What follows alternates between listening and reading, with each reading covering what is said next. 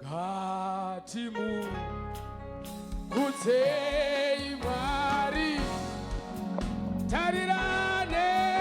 moyo inovara titita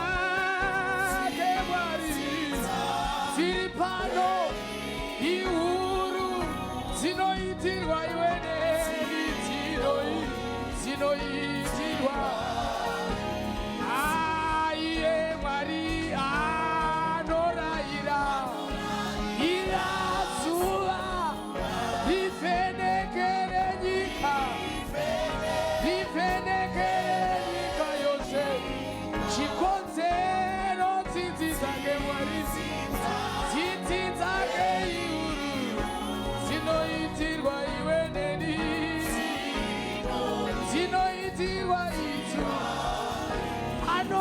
Kwanisa mwari weano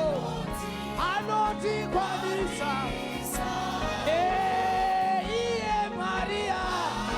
anoda mwari kukumbirwa tsitsi dzake mwari ziri pano ihuru zinoitirwa iwe neni mwari tichiomera maoko edu. Mwana wake wakafa mwari wemwana mwana wake tarira kuti tipinde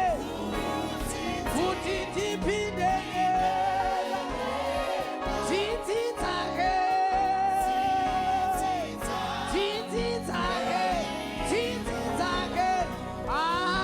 idzo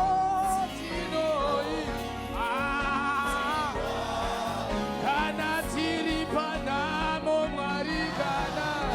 kana tiri panamo tinochengetwa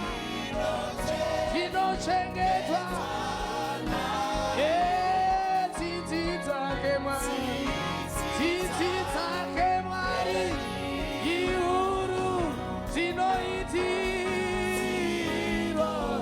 zinoitirwa kana tiri panamo tichichema mwari tiri panamo tinochengetwa